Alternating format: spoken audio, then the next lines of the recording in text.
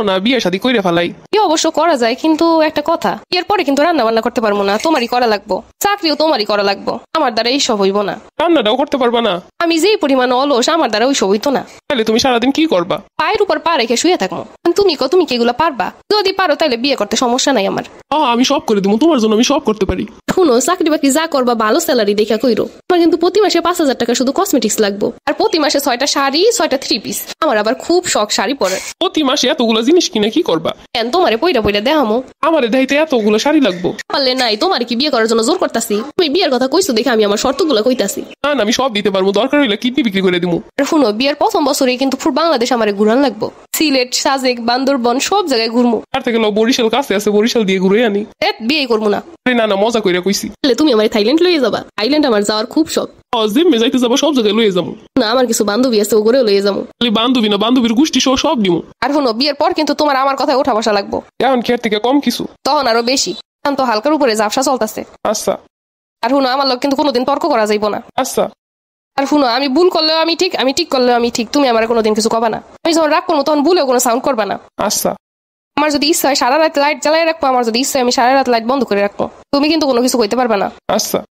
যখন তখন কোনো ঘুরতে নিয়ে যাইতে তখনই ঘুরতে নিয়ে যাওয়া লাগবো। এই যেমন রাত 12টার সময় ইচ্ছা করবে বাইরে যাবো ফুচকা খাইতে, তখনই নিয়ে যাওয়া লাগবো। আচ্ছা।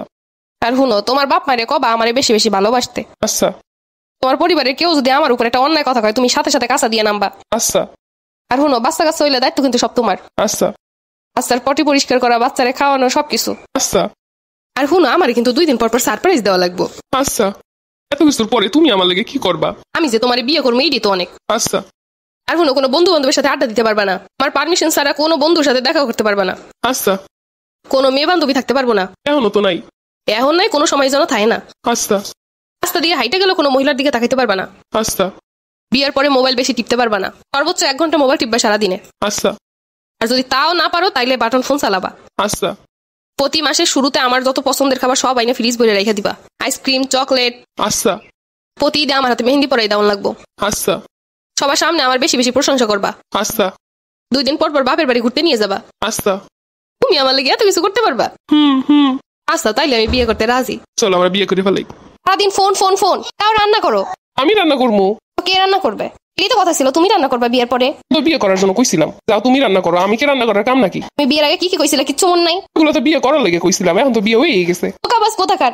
বিয়ে করার লেগে মানুষ কত কি কয়। আমার প্রতি মাসে 6টা শাড়ি। তোর পাগল, 6টা শাড়ি কিনে দেওয়া তো আমার 1 বছরেও সম্ভব না। যা আছে এগুলো পরে শেষ করো, 6টা শাড়ি দিয়ে কি করবো প্রতি মাসে? তুমি না কইছিলা আমার মুখে মুখে কোনো কথার উত্তর দিবা না। ওগুলো তো আমি বাধ্য হয়ে কইছিলাম যেন বিয়েটা হয়ে যায়। আমার থাইল্যান্ড ঘুরতে নিয়ে যাবা। ওরে আল্লাহ, থাইল্যান্ড? কিসের থাইল্যান্ড? পকেটে তো সিটের যাওয়ার মতোই টাকা নাই। কি ছিল তোমার মনে?